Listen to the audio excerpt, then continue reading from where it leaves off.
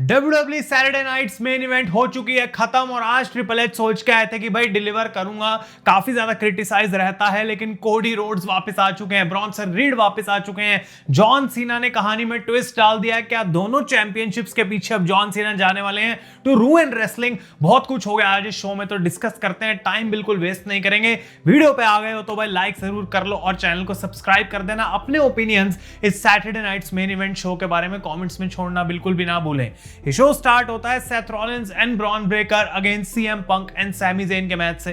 काफी सारी यहां पे एक्सपेक्टेशंस थी आज की, कुछ हमें देखने को मिल सकता है अलग, या तो कोई सैमी ज़ेन का हील टर्न या कुछ तो यहां पे होगा ट्विस्ट, और बिल्कुल वैसा ही देखने को मिला। एक कमेंट मुझे यूट्यूब में मिला जिसने ये एग्जैक्ट प्रिडिक्शन करी थी और बिल्कुल वैसा ही हुआ कि because Bronson read is the number 3 guy in Seth Rollins table. भाई अगर ब्रॉन स्ट्रोमैन रिलीज नहीं होते तो शायद उस ब्रॉन को भी सेथ हायर कर लेता, लेकिन अब वो ऑप्शन है नहीं। ब्रॉन्सन रीड इज बैक और सेथ रॉलिंस को जिस बंदे ने इतनी सारी सुनामी मार्केट डिस्ट्रॉय किया था वही अब सेथ रॉलिंस के साथ हाथ मिला चुका है और उसने हेल्प करी। यहां पे पहले सीएम पंक को डिस्ट्रॉय करा थ्रू द बैरिकेड और उसके बाद इसी रीजन की वजह से ब्रॉन ब्रेकर स्पीयर लगा के पिन कर देते हैं सैमी ज़ेन को।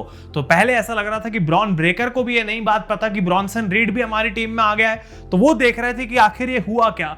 लेकिन उसके बाद सेथ रॉलिंस गले मिलते हैं ब्रॉन्सन रीड से, सीएम पंक को भी सुनामी लगाई जाती है और ब्रॉन ब्रेकर उनसे हाथ मिला लेते हैं। मेरे हिसाब से ये तो परफेक्ट चीज करी आज डब्ल्यूडब्ल्यूई ने। ब्रॉन्सन रीड को भी बहुत अच्छा फ्यूचर यहां से मिलेगा और क्लियरली वो जो सुनामी लगाई थी उन्होंने सेथ रॉलिंस के पीछे, उनकी हिस्ट्री जो है वो सेथ रॉलिंस के साथ कोई बहुत अच्छी नहीं थी, लेकिन वो तब सेथ रॉलिंस को अटैक करके एक पॉइंट प्रूव करना चाहते थे कि ब्रॉन्सन रीड भी कोई इंसान है और वो चीज सेथ रॉलिंस को फर्स्ट हैंड पता है। तो अगर वो उसको यूज कर सकते हैं ना ही सिर्फ ब्रॉन्सन रीड को एलिवेट करने के लिए बल्कि खुद के फायदे के लिए, तो आखिर सेथ रॉलिंस ऐसा क्यों नहीं करेंगे? बहुत इंटरेस्टिंग सिचुएशन हो चुकी है and Bronson read is back. Bron Breakker and Seth Rollins आज इस मैच को जीत चुके हैं। इसके बाद विमेंस यूनाइटेड स्टेट्स चैंपियनशिप का मैच हुआ, जेलिना वेगा अगेंस्ट चेल्सी ग्रीन। इस मैच को काइंड ऑफ थोड़ा जबरदस्ती डाला गया था। मैं सोच रहा था कि क्या एक टाइटल चेंज की पॉसिबिलिटी बन सकती है, लेकिन ऐसा हुआ नहीं। एक डिसेंट मैच दिया इन दोनों ने। चेल्सी ग्रीन की नाक से खून आ गया था एट द एंड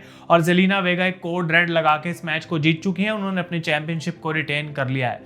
इसके बाद undisputed WWE champion John Cena versus R Truth का मैच हमें देखने को मिला और ये शुरू से लेकर एंड तक काफी ज्यादा मोमेंट्स से भरा हुआ था।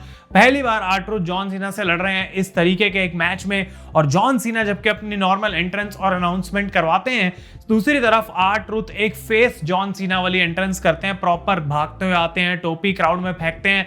जॉन सीना का म्यूजिक दूसरी बार बज रहा है, बिल्कुल उन्हीं की तरह वो तैयार होकर आ रखे हैं। इनफैक्ट मूव्स भी जॉन सीना के आर ट्रुथ ने लगाए काफी सारे मैच के अंदर। 5 नकल शफल लगाया और उसके बाद एक एटीट्यूड एडजस्टमेंट भी लगाई जिसके ऊपर जॉन सीना किक आउट कर देते हैं और उसके बाद आर ट्रुथ एसटीएफ में भी डालते हैं सीना को, जो रोप ब्रेक हो जाती है। तो ऑब्वियसली जॉन सीना अपने हील टैक्टिक्स यूज करने वाले थे। वो चैंपियनशिप लेके आते हैं कि मैं इससे अटैक करूंगा अब आर ट्रुथ को, लेकिन आर ट्रुथ देखते हैं जॉन सीना को और फाइनली सीना रुक जाते हैं और उनको ऐसा लगता है कि क्या जॉन सीना सही हो रहा है, क्या ठीक हो रहा है, और सीना अपना जो टाइटल है वो रेफरी को दे देते हैं। आर ट्रुथ नाचने लग जाते हैं कि भाई वाह, सीना फाइनली सुधर गया, ठीक हो गया। लेकिन जैसे ही रेफरी टाइटल बाहर पकड़ाने की कोशिश करता है, जॉन सीना उस मोमेंट का यूज करके एक लो ब्लो मार देते हैं आर ट्रुथ को, एटीट्यूड एडजस्टमेंट और हरा के पिन भी कर चुके हैं। इतना ही नहीं, मैच के बाद जॉन सीना टाइटल से फाइनली अटैक भी करते हैं आर ट्रुथ को और वहां से चले जाते हैं। तो क्लियरली ये जो हील जॉन सीना एक आर ट्रुथ से भाई ठीक नहीं होने वाला। इतनी अच्छी बात होती है आर ट्रुथ की तो बात ही क्या थी, लेकिन ये मैच काफी मोमेंट से भरा हुआ था और जो इसका काम था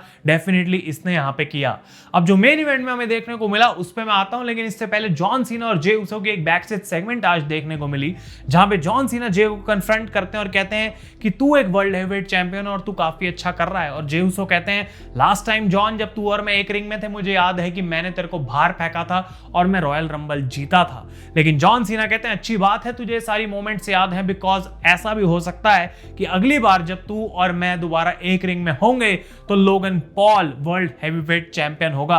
और कैसा होगा कि अगर मैं ये लास्ट रियल चैंपियनशिप अपने साथ ले जाऊं और वर्ल्ड हेवीवेट चैंपियनशिप एक यूट्यूबर के कंधे पे हो, ये तो एक रेसलिंग रूइन करने की परफेक्ट रेसिपी हो सकती है। तो जे ऊसो को वो काफी यहाँ पे बोलते हैं कि भाई आज तेरे कंधों पे बहुत प्रेशर है, लोगन पॉल से तू बच के रहियो, अगर वो चैंपियन बन गया तो रेसलिंग रूइन करना मेरे लिए और भी ज्यादा आसान हो जाएगा। तो ये एक हिंट था डेफिनेटली कि मेन इवेंट में कुछ देखने को मिलेगा। बट नेक्स्ट मैच जो आज यहाँ पे हमें देखने को मिला वो था Damian Priest and Drew McIntyre inside a steel cage. और इससे पहले कि मैं इस मैच की बात करूं, जेसी द बॉडी वेंचुरा कमेंट्री पे थे। भाई लेजेंडरी बंदा है, ऑब्वियसली काफी रिस्पेक्ट करी जाती है इंडस्ट्री में, लेकिन इस मैच के अंदर जो कमेंट्री थी भाई, अगर आप उसको सुनेंगे हंस हंस के पागल हो जाएंगे। जेसी वेंचुरा को इस बात से प्रॉब्लम है कि डेमियन प्रीस्ट केज से बाहर चल के कैसे जो है वो जीत गया। भाई एटलीस्ट अगर केज के बाहर जाके जीतना था तो टाप के तो जाता, थोड़ी तो मेहनत कर लेता। और माइकल कोल समझाने की कोशिश कर रहे हैं जेसी को कि भाई यही तो रूल होता है स्टील केज मैच का कि तुम कैसे भी बाहर निकल सकते हो।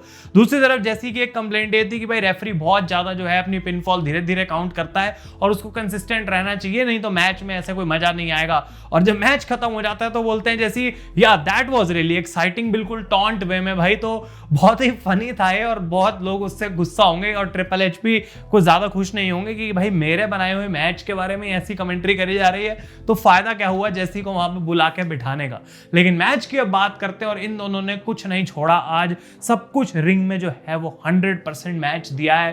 ड्रू मैकिंटायर और डेमियन प्रीस्ट, कमाल का स्टील केज मैच था। इन दोनों ने एक दूसरे के मूव्स यूज करे हैं, south of heaven choke slam लगाई ड्रू मैकिंटायर ने, और वही क्लेमोर किक जो पहले ड्रू मैकिंटायर ने लगाई थी उन्होंने आज दोबारा कोशिश करी वो मूव लगाने की, टर्न बकल्स के बीच में चेयर फंसा के, लेकिन आज वो उसमें नाकामयाब रहे, अनफॉर्चुनेट रहे और उस चीज का फायदा मिला डेमियन प्रीस्ट को। पहले लगाते हैं south of heaven choke slam, लेकिन वहां पे डेमियन प्रीस्ट जो है उनका काम खत्म नहीं हुआ था।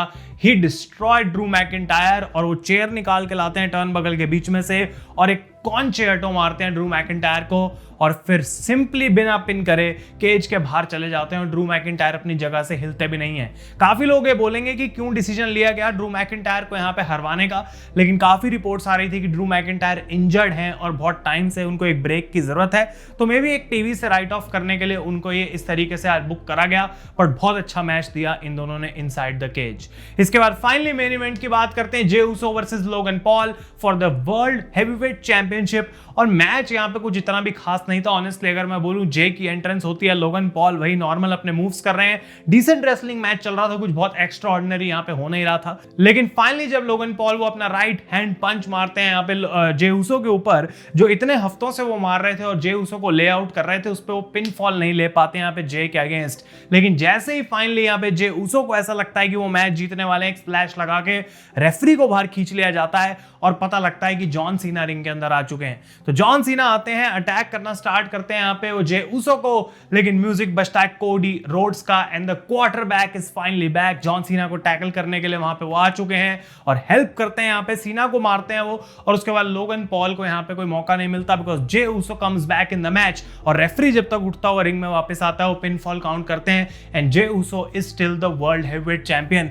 लेकिन कोडी रोड्स ज्यादा यहाँ पे टाइम नहीं वेस्ट करते और मैच के बाद सीधा बोलते हैं जॉन सीना को कि देख भाई बहुत तूने रेसलिंग रूइन करने की कोशिश कर ली एंड दैट इज इनफ। अब मनी इन द बैंक में तेरे साथ एक पार्टनर मुझे दिखाई दे रहा है लोगन पॉल, और मेरा तो पार्टनर है in the world heavyweight champion my friend Jey Uso, और हम तुमसे मिलेंगे at Money in the Bank. काफी लोग बोल रहे थे कि इसके अंदर जिमी ऊसो आ सकते हैं, ट्रेविस स्कॉट एंड अप हो सकते हैं इनसाइड दिस मैच, कुछ भी होने की पॉसिबिलिटी है।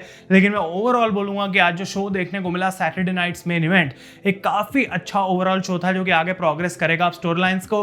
मनी इन द बैंक कुछ ही दिन दूर है, 2 हफ्ते दूर है, तो ज्यादा टाइम नहीं है इस मैच को बिल्ड करने के लिए, तो आज परफेक्ट टाइम था वो स्टार्ट देने के लिए। But American nightmare Cody Rhodes का रिटर्न हो चुका है, ब्रॉन्सन रीड वापस आ चुके हैं। आप लोग कॉमेंट्स में अपने ओपिनियन जरूर बताएं कि कैसा आपको ये शो लगा आज का, और WWE का क्या ये बेस्ट SNME का शो था जो रिसेंटली हमें देखने को मिला है। अगर ये वीडियो अच्छी लगी तो लाइक करेगा इस, तब तक के लिए thank you so much for watching. मैं हूं आयुष और आप देख रहे हैं रेसल इंडिया।